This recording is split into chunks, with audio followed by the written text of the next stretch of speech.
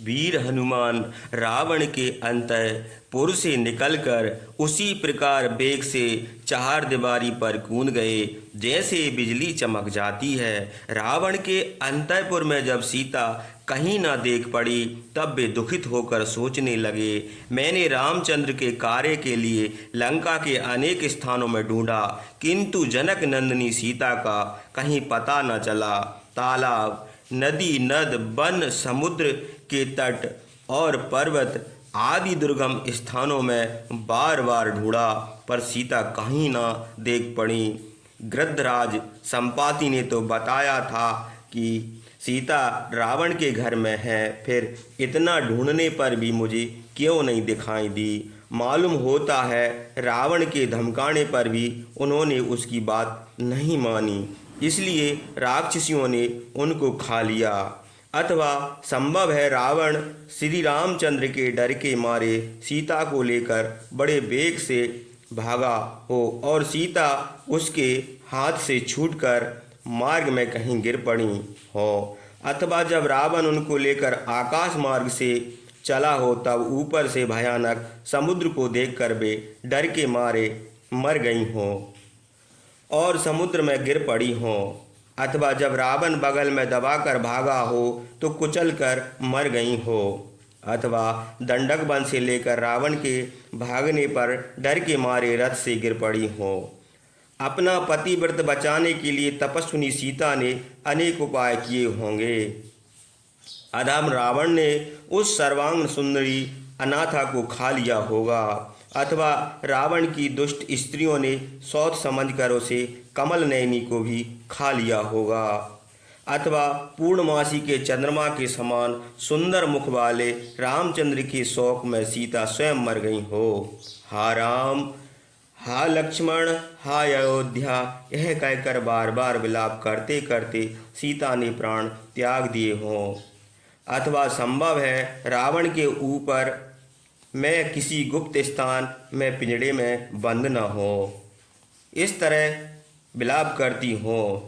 जनक की पुत्री रामचंद्र की भार्या राक्षस रावण की पत्नी होकर ना रहेगी। सीता चाहे स्वयं मर गई हो अथवा रावण ने खा लिया हो या रावण के हाथ से छूटकर समुद्र में गिर गई हो, किंतु मैं यह हाल रामचंद्र से ना कह सकूँगा, क्योंकि वे रामचंद्र को प्राणों से भी बढ़कर प्रिय हैं। यह हाल उनसे कहने में भी दोष है और ना कहने में भी। ऐसी दशा में मुझे क्या करना चाहिए, यह कुछ समझ में नहीं आता। यह सोचकर हनुमान बड़े दुखी हुए। फिर सोचने लगे, यदि सीता को देखे बिना मैं लौटकर किष्किंधा को जाऊं तो मेरा कौन सा पुरुषार्थ है। समुद्र का लांघना, लंका में आना और राक्षसों को देखना, यह सब व्यर्थ है।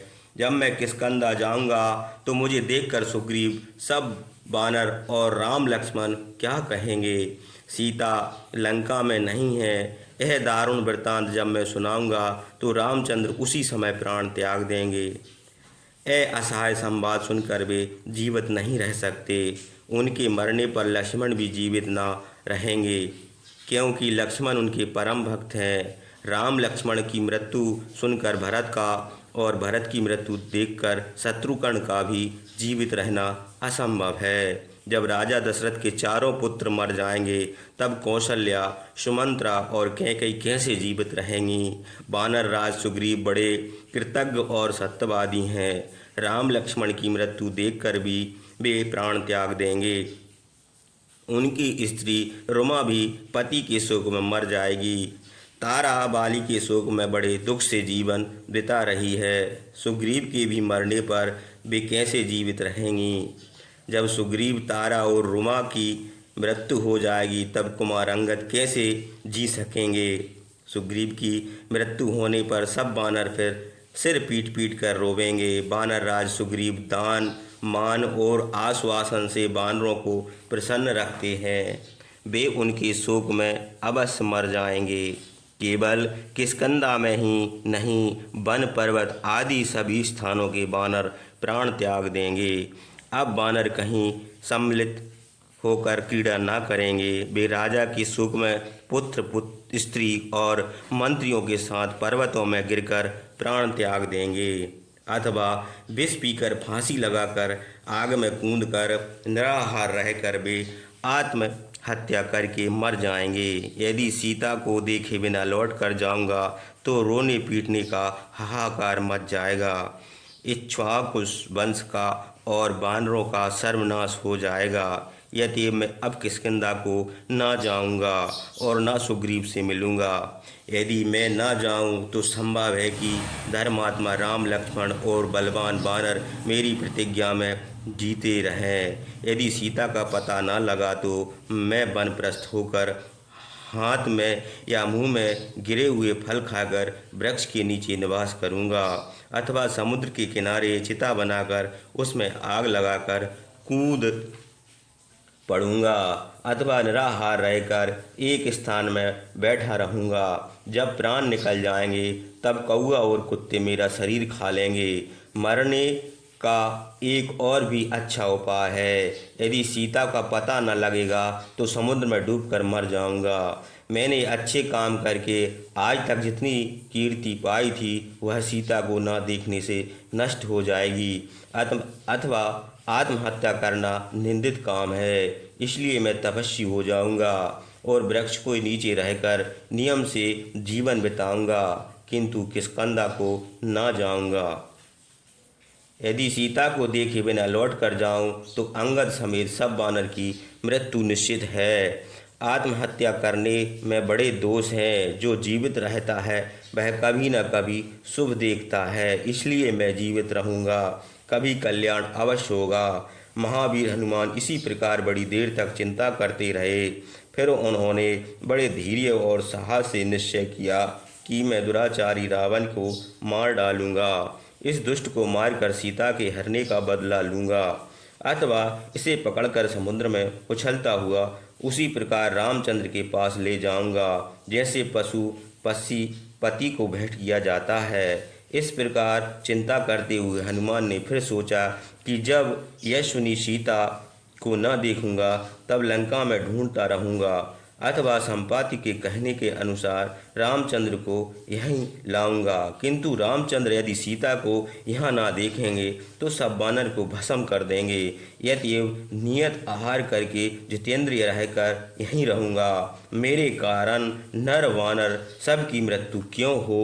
फिर उन्होंने देखा कि समीप ही बड़े बड़े वृक्ष से सुशोभित अशोक वन है। मैंने इस वन में नहीं देखा, इसलिए यह भी ढूंढना चाहिए। अब मैं 8 वसु 11 रुद्र 12 आदित्य अश्विनी कुमार और मारुतगण को नमस्कार करके इस वन में जाऊंगा। राक्षसों को जीतकर सीता को रामचंद्र से उसी प्रकार मिलाऊंगा जैसे तपस्वी को तपस्या की सिद्धि प्राप्त होती है। थोड़ी देर सोचकर महाबाहु हनुमान उठ खड़े हुए। मन में रामचंद्र लक्ष्मण सीता और सुग्रीव को प्रणाम किया। रुद्र इंद्र यम पवन चंद्रमा अग्नि और मारुतगण को भी प्रणाम किया। चारों ओर देखते हुए अशोक वन को चले। मन में सोचते थे कि अशोक वन की रक्षा के लिए बहुत से राक्षस नियुक्त हैं। उसकी चहारदीवारी भी बहुत ऊंची है, बड़े बड़े वृक्ष हैं, वहाँ वायु भी वेग से न चलती होगी। यद्यपि मैंने अपना शरीर छोटा कर लिया है, फिर भी संदेह है कि कोई देख ना ले। इस काम में देवता और ऋषिगण मेरी सहायता करें। भगवान ब्रह्मा, तपस्वी मुनि, अग्नि और वायु, इंद्र, वरुण, सूर्य, चंद्रमा, अश्विनी कुमार, मारुतगण, भूतगण, भूतपति, भगवान शंकर और अन्य सब देवता जिन्हें हम लोग नहीं देखते, वे सब मेरी सहायता करें। मैं सीता का चंद्रमा के समान सुंदर मुंह कब देखूंगा, जिनकी ऊंची नाक, सफ़ेद दांत और कमल दल के समान आंखें हैं। नीच निठुर अधम रावण छल से उस अबला तपस्विनी को हर लाया है। हाँ, मैं कौन उपाय करूं जिससे उस पतिव्रत का दर्शन कर सकूं। महातेजस्वी हनुमान थोड़ी देर सोचकर मन में सीता का स्मरण करके अशोक वन की चहारदीवारी पर चढ़ गए। वहाँ फूले हुए वृक्ष को देखकर उनको बड़ा हर्ष हुआ। साल, अशोक, चंपक, उदालक, पुन्नाग, आम और फूली हुई लताओं से वह वाटिका शोभित थी। हनुमान धनुष से छूटी है बाण के समान बड़े वेग से उस बाग में गए। वहाँ चांदी और सोने के समान मनोहर वृक्ष पर चित्र विचित्र पक्षी बोलते थे। अनेक प्रकार के मृग उसकी शोभा बढ़ाते थे। वृक्ष प्रातः काल के सूर्य के समान शोभित थे। उनमें सुंदर फल और फूल लगे थे। कोयल और भंवरे भी बोलते थे। लोग बड़े आनंद से वहाँ घूमते थे। झुंड के झुंड पक्षी मनोहर बोली बोलते थे। राजपुत्री सीता की खोज में महावीर हनुमान ने सोते हुए पक्षियों को जगा दिया। वे डर के मारे उड़े। उनके उड़ने से वृक्षों के फूल गिरने लगे। उन फूलों से ढककर वे ऐसे शोभित हुए मानो अशोक वन में पुष्पमय पर्वत शोभित है। वे एक वृक्ष पर चढ़ गए और वहां से कूदकर दूसरे वृक्षों पर दौड़ने लगे। वृक्ष पर दौड़ते हुए ऐसे शोभित होते थे मानो साक्षात बसंत रूप धारण करके दौड़ रहा है। उनके दौड़ने से वृक्ष कांपने लगे। फूल गिर पड़े और बहुत से वृक्ष भी टूटकर पृथ्वी पर गिर गए।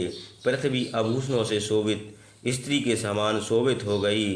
पत्ते, फल और पल्लव भी टूटकर गिर पड़े। जैसे जुआरी जुआ से वस्त्र और आभूषण आदि सब हार जाए, वैसे ही वहाँ के वृक्ष बिना फूल और पत्तों के हो गए। फल, फूल और पत्ते गिर जाने से पक्षी भी उन वृक्षों से उड़ गए। बलवान हनुमान ने वृक्षों को छिन्न भिन्न करके अशोक वाटिका की शोभा नष्ट कर दी। वह वाटिका उसी स्त्री के समान शोभाहीन हो गई जिसका अंग राग छूट गया हो, जिसके केश बिखरे हुए हों और जिसके अधर तथा कपोल छत बिछत कर दिए गए हों। जैसे प्रचंड वायु बादलों को छिन्न भिन्न कर देती है, वैसे ही महावीर हनुमान ने उस वाटिका की लताओं को नष्ट कर दिया। वहाँ मणियों की सीढ़ियों से शोभित बहुत सी बावलियाँ थीं। उनमें निर्मल जल भरा था। भमी, सोना, चांदी और मणियों के समान चमकती थीं। मोती और मूंगे के बालू बालू थी। उनकी दीवारें स्फटिक पत्थर की बनी थीं। उनके किनारों पर सोने के समान चमकते हुए विचित्र वृक्ष शोभित थे। फूले हुए कमलों से शोभित निर्मल जल में चक्रवाक पक्षी बैठे थे। हंस, सारस और कोयल आदि पक्षी बोलते थे। अशोक वाटिका में कई नदियां भी बहती थीं। उनका जल अमृत के समान था। नदियों के किनारे बड़े बड़े वृक्ष थे। वृक्षों पर फली हुई लताएं चढ़ी थीं। कहीं फूल हुए कनेर के वृक्ष और कहीं झाड़ियां थीं। एक पर्वत भी था। उसके शिखर बादल की घटाओं के समान बड़े ऊंचे थे। उस पर्वत से एक नदी बहती थी। वह ऐसी मालूम होती थी मानो कोई स्त्री अपने पति से प्रणय कलह करके पृथ्वी पर सो रही हो। नदी के किनारे पर जो वृक्ष थे उनकी डालियां झुककर पानी के बहाव को रोकती थीं। पानी में उनमें टकरा कर कुछ पीछे हट जाती थीं, जैसे कोई स्त्री अपने पति से क्रुद्ध होकर भागी जा रही हो और किसी के रोकने से फिर लौट आई हो। जैसे पति से कुपित होकर भागी हुई स्त्री को उनकी सौतें प्रसन्नता से देखती हैं, वैसे ही वृक्ष पर बैठे हुए पक्षी उस नदी को देख रहे थे। महावीर हनुमान ने एक और बावली देखी। उसमें निर्मल जल भरा था। मणियों की सीढ़ियाँ थीं। उसकी बालू मोती के समान चमकती थी। उसके किनारे पर विचित्र वृक्ष थे। उन वृक्षों पर अनेक प्रकार के पक्षी बोलते थे। फूले और फले हुए वृक्ष, सुवर्णमय वेदी और विश्वकर्मा के बनाए हुए राजभवन शोभित थे। वीर हनुमान ने उसके समीप ही एक बहुत बड़ा शीशम का वृक्ष देखा। उसमें पत्ते बहुत थे, लताएं भी बहुत चढ़ी थीं। उसके नीचे सुवर्ण की वेदी बनी थी। उसके समीप पर्वत, झरने और अग्नि के समान चमकते हुए सुवर्णमय वृक्ष भी थे। उन वृक्षों की प्रभा से वीर हनुमान ने अपने को सुमेरु पर्वत के समान सुवर्णमय देखा। वृक्ष वायु के वेग से कांपते थे। घंटियों के शब्द के समान ध्वनि होती थी। सुंदर फूलों और नए पल्लवों से शोभित सुवर्ण में वृक्षों को देखकर हनुमान बड़े विस्मित हुए।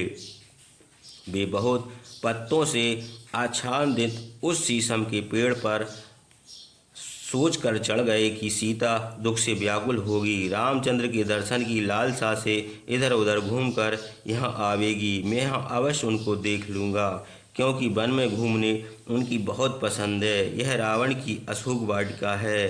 चंदन, चंपक और बकुल के वृक्ष हैं। इस तालाब में कमल फले हुए हैं और पक्षी बैठे हैं। महारानी सीता वाटिका में घूमकर इस तालाब के निकट अवश्य आवेंगी। अशोक वाटिका तो मैं जानती ही होगी, इसलिए रामचंद्र की चिंता में जब उनका चित्त घबराता होगा तब यहाँ आती होंगी। संभव है कि वे प्रतिदिन यहाँ आती हों, क्योंकि वे मृग, पक्षी आदि का देखना बहुत पसंद करती हैं। प्रातःकाल हो रहा है। संभव है कि प्रातःकाल की संध्या करने के लिए इस निर्मल जल वाली नदी के घाट पर आवें। वे राजा की पुत्री और राजा की भार्या है, अतएव यह सुंदर अशोक वाटिका उनके आने के योग भी है। चंद्रमुखी सीता यदि जीवित होंगी तो निर्मल और शीतल जल वाली इस नदी में स्नान करने आती होंगी। इस प्रकार सीता की प्रतीक्षा करते हुए महावीर हनुमान उसे बहुत पत्ते वाले शीशम के वृक्ष में छिपकर बैठे और चारों ओर देखने लगे। सीता की प्रतीक्षा में शीशम के वृक्ष पर बैठे हुए हनुमान चारों ओर देख रहे थे। अशोक वाटिका लताओं और वृक्षों से शोभित नंदन वन के समान थी। सुगंधित वायु चलती थी। सुंदर भृंग और पक्षी थे। बड़े ऊंचे राजमहल भी बने थे। वृक्षों पर कोयल मधुर शब्द बोलती थी। बावलियाँ में सुवर्णमय कमल फूले थे। स्थान स्थान पर दिव्य आसन रखे थे। उन पर सुंदर बिछौने बिछे थे। सब ऋतुओं में फूलने और फलने वाले वृक्ष फलों और फूलों के भार से झुके थे। अशोक के वृक्ष फूले थे, बस सूर्य की किरणों के समान प्रभा फैला रहे थे। किसी किसी वृक्ष पर सैकड़ों हजारों पक्षी बैठे थे। वे वृक्ष पक्षियों से इस प्रकार ढक गए थे कि उनके पत्ते भी नहीं देख पड़ते थे। अशोक के वृक्ष फूलों के भार से झुककर पृथ्वी को छू रहे थे। कर्णिकार, अशोक और पलाश के वृक्ष उस वाटिका को शोभित करते थे। पुन्नांग, सप्तपर्ण, चंपक और उद्दालक के वृक्ष भी फूले थे। उनमें कोई सोने के रंग के, कोई अग्निवर्ण और कोई अंजन के समान काले थे। उस वाटिका में अशोक में हजारों वृक्ष थे, इसी के उसका नाम अशोक वाटिका था। यह देवताओं के नंदन वन के समान, कुबेर के चैत्र रथ वन के समान अथवा उन दोनों से भी बढ़कर रमणीय थी। यह अशोक वन मानो दूसरा आकाश था। पुष्प मानो नक्षत्र थे। उसमें असंख्य पुष्प रतन थे, इसलिए पांचवें समुद्र के समान था। सब ऋतुओं में फूलने वाले वृक्ष उस वन का शोभा बढ़ाते थे। मृग और पक्षी मनोहर बोली बोलकर उसे और भी रमणीय बनाते थे। वायु पुष्पों की सुगंध लेकर चलती थी। वह उस वाटिका को और भी अधिक मनोहर बनाती थी। वीर हनुमान ने कुछ दूर पर गंधमादन के समान गंधमय और हिमालय के समान ऊंचा एक देव मंदिर देखा। वह कैलाश पर्वत के समान सफ़ेद था। चारों ओर हजारों खंभे शोभित थे। मूंगों की सीढ़ियाँ और सुवर्णमय वेदियाँ बनी थीं। आकाश के समान निर्मल और बहुत ऊंच देवालय मानो आकाश को छू रहा था। उसी समय महावीर हनुमान ने राक्षसियों के बीच में उपहास करने में दुर्बल शोक के मारे लंबी सांसें छोड़ती हुई सीता की दूज के चंद्रमा के समान देखा। मलिन वस्त्र पहने थी, सब अंग सुंदर थे। धुएं में छुपी अग्निशिखा के समान उनका रूप देखकर हनुमान अनुमान किया कि यही सीता होंगी। वे एक पुराना पीला वस्त्र पहने थीं। किसी अंग में कोई आभूषण नहीं था। बिना कमल के लक्ष्मी के समान थीं। पतिव्रता सीता दुख से पीड़ित, शोक से संतप्त और अत्यंत दुर्बल होने से केतु के ग्रह से पीड़ित रोहिणी के समान मलिन थीं। उनकी आंखों से आंसू बह रहे थे। उनके चारों ओर राक्षसियाँ बैठी थीं। यतिएव कुतियों के बीच में डरी हुई मृगी के समान व्याकुल थीं। वहाँ उनका कोई अपना न था। काले सांप के समान लंबी बेड़ी पीठ पर होकर जांग पर पड़ी थी। उस बेड़ी पर उनके वैसे ही शोभा होती थी जैसे शरद ऋतु में घने वृक्ष की पाती शोभित होती है। वे सुख भोग के युग थीं, उन्होंने कभी दुख नहीं उठाया था। उस शोक और दुख से संताप होकर दुर्बल हो गई थीं। हनुमान ने उनको देखकर उनके विषय में सुनी हुई बातों से अनुमान किया कि सीता यही है। काम रूपी राक्षस जिस समय सीता को लेकर आकाश मार्ग से आ रहा था, तब मैंने जैसा रूप देखा था वैसा ही रूप इस स्त्री का है। इसका मुंह चंद्रमा के समान सुंदर, स्तन गोल और आंखें कमल के समान हैं। यह देवी अपने तेज से सब दिशाओं को प्रकाशित करती है। इसका सौंदर्य कम की स्त्री रति के समान है। यह चंद्रमा की प्रभा के समान मनोहर है। यह नियम व्रत का पालन करने वाली तपस्विनी के समान पृथ्वी पर बैठी है और जैसे डरी हुई सांपनी फुफकराती है वैसे ही यह लंबी सांसें छोड़ रही है। शोक के मारे उदास है। इसकी दशा उस स्मृति के समान है जिसका अर्थ स्पष्ट न हो, उस ऐश्वर्य के समान है जो अन्याय से प्राप्त किया गया हो, उस श्रद्धा के समान है जो नामस्तिक से दूषित हो, उस सिद्धि के समान है जिसमें विघ्न पर विघ्न पड़ रहे हो, उस कीर्ति के समान है जो अपवाद से कुलिष्ट हो। यह पति के वियोग में व्यथित और राक्षसों के उपद्रव से पीड़ित है। मृगी के समान इसकी आंखें हैं और डरी हुई मृगी के समान देखती भी है। आंसुओं से इसका मुंह भींगा हुआ है। यह बार बार बड़े दुख से सांसें छोड़ती है। इसका वस्त्र भी मैला है, मुंह उदास है। आभूषण पहनने के योग है किंतु इसके शरीर में एक भी आभूषण नहीं है। जैसे बरसात में बादलों से घिर जाने पर चंद्रमा का प्रकाश मलिन हो जाता है, वैसे ही निरंतर शोक करने से इसका मुंह उदास हो गया है। इस प्रकार अनुमान करके हनुमान ने निश्चय किया सीता यही है, किंतु उस समय संस्कारहीन होने से सीता को उन्होंने उसी प्रकार बड़ी कठिनता से पहचाना जैसे व्याकरण के नियमों से विरुद्ध होने पर शब्द का अर्थ बड़ी कठिनता से मालूम किया जाता है। उस राजपुत्री के विशाल आंखें और मनोहर रूप देखकर हनुमान को विश्वास हुआ कि सीता यही है। रामचंद्र ने सीता के अंगों में जो आभूषण बताए थे वे आभूषण भी इसी स्त्री के अंगों में हैं।